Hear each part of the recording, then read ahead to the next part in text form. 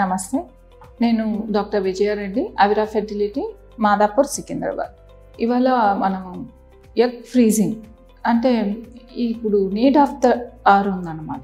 Egg freezing అంటే ఎవరైతే వాళ్ళు మ్యారేజ్ డిలే పోస్ట్పోన్ చేసుకుంటున్నారో డ్యూ టు వేరియస్ ఫ్యాక్టర్స్ అన్నమాట. అంటే కెరీర్ పరంగా అయితేనేమి, ఎడ్యుకేషన్ పరంగా అయితేనేమి, కొందరు విడోస్ అయితేనేమి మళ్ళీ రీమ్యారేజ్ చేసుకోవడానికి ఆప్షన్ కోసం వెయిట్ చేసేవాళ్ళు, లేకపోతే డివోర్సీస్ మళ్ళీ రీమ్యారేజ్ చేసుకోవడానికి కొంత టైం తీసుకునేవాళ్ళు. వీళ్ళందరూ కూడా ఎగ్ ఫ్రీజింగ్ అన్నది చేసుకున్నట్లయితే వారికి ఫ్యూచర్లో వాళ్ళు పిల్లలు కావాలి అనుకున్నప్పుడు వారి ఓన్ ఎగ్స్ అన్నవి అవైలబుల్ ఉంటాయన్నమాట. ఎందుకంటే న్యాచురల్గా మనకి ఫీమేల్స్, అందరు ఫీమేల్స్కి కూడా ఇన్వేరియబుల్గా ఆల్ ఫీమేల్ వారి పుట్టుకతో ఎన్ని ఎగ్స్ వస్తాయో అవి మాత్రమే క్యారీ ఆన్ అవుతాయి. కొత్తవి తయారవడం అన్నది ఉండదన్నమాట. ఇప్పుడు మనకి ఎర్ర కణాలు, బ్లడ్ సెల్స్ అన్నవి మనకి ఎవ్రీ 120 డేస్కి కొత్తవి వస్తూ ఉంటాయి. కానీ మనకి ఎగ్స్ అన్నవి అలా ఉండదు. ఏ ఫీమేల్కైనా బై బర్త్ ఎన్ని ఉంటాయో అవి మాత్రమే ఉంటాయి అన్నమాట. సో ఇవి మరి మెచ్యూర్ అయ్యే టైంకి చాలా వరకు తగ్గిపోతాయి. ఆ తర్వాత ఎవ్రీ మంత్ సైకిల్లో ఒక ఎగ్ రిలీజ్ అవుతూ ఉంటుంది. సో ఈ విధంగా ఏమవుతుందంటే విత్ ఏజ్ ఎగ్ నంబర్ అన్నది తగ్గిపోతుంది అండ్ క్వాలిటీ కూడా తగ్గిపోతుంది. మోరోవర్ 35 ఇయర్స్ తర్వాత ఫీమేల్ ఏజ్ ఎక్కువైనప్పుడు డౌన్ సిండ్రోమ్ వచ్చే అవకాశం కూడా పెరుగుతుంది.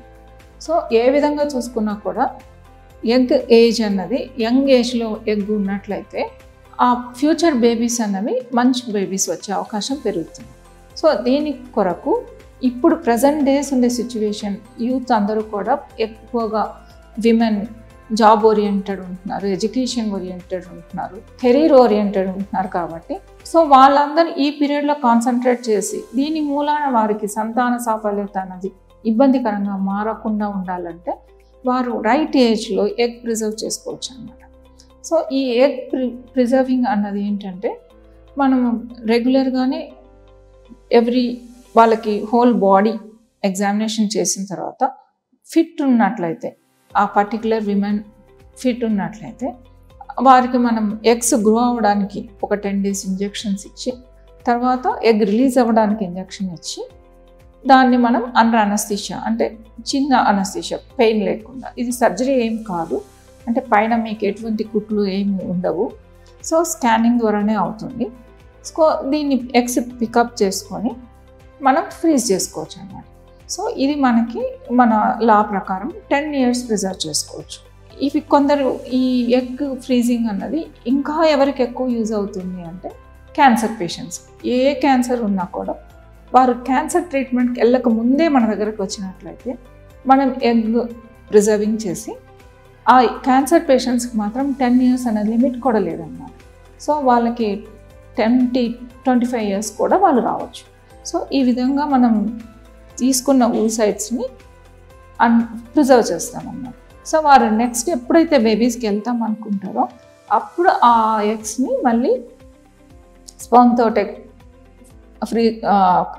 మన ల్యాబ్లో ఎంబ్రియో చేసి వాళ్ళకి ఎంబ్రియో ట్రాన్స్ఫర్ అన్నది చేస్తామన్నమాట.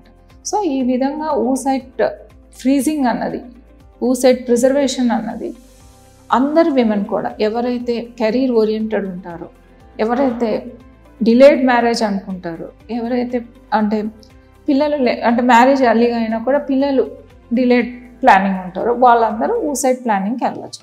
అంటే ఈ ఆల్రెడీ మ్యారేజ్ అయిన వాళ్ళైతే they can go for embryo అన్నమాట. ఎంబ్రియో ఫ్రీజింగ్ కూడా మనం చేసుకోవచ్చు.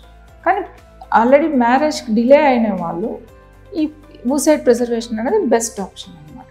సో ఇది ఈరోజు ఉన్న ప్రజెంట్ డే కండిషన్స్లో ఎగ్ ఫ్రీజింగ్ అన్నది ఒక బూన్ లాంటిది అన్నమాట.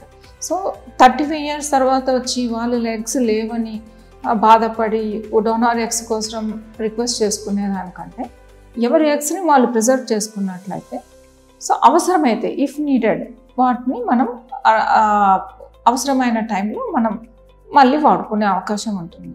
ఇది మనకి అవిరా ఫెర్టిలిటీలో మనకి ఎగ్ బ్యాంక్ ఉంది, అలాగే అన్ని లెవెల్ 2 పర్మిషన్స్ తోటే ఉంది కనుక మనం ఇక్కడ ఎగ్ ఫ్రీజింగ్ అన్నది చేయగలం అన్నమాట. మన ఎంబ్రియాలజీ టీమ్ అందరూ సీనియర్స్ ఉన్నారు, మన గైనకాలజిస్టులు అందరం కూడా మేము సీనియర్స్ ఉన్నాము. సో ఎటువంటి ప్రాబ్లం కూడా పేషెంట్కి రాకుండా అన్ని విధాలు అన్ని జాగ్రత్తలు తీసుకొని ముందుకెళ్తాము. సో ఈ ఎగ్ ఫ్రీజింగ్ అవకాశాన్ని ఎవరైతే విమెన్ మ్యారేజ్ పోస్ట్పోన్ చేస్తున్నారు, లేకపోతే సంతానం కోసం ఇప్పుడు కాదు కెరీర్ ఓరియంటెడ్ ఉంది పోస్ట్పోన్ చేస్తున్నారో వాళ్ళందరూ ఎగ్ ఫ్రీజింగ్ చేసుకొని వారి సంతాన ప్రిజర్వేషన్ అన్నమాట. అది కరెక్ట్గా చెప్పాలంటే అది ప్రిజర్వేషన్ చేసుకోవడానికి ఇది అవిరా ఫెర్టిలిటీని వాడుకోవాలని అందరికీ విజ్ఞప్తి చేస్తాను. Thank you.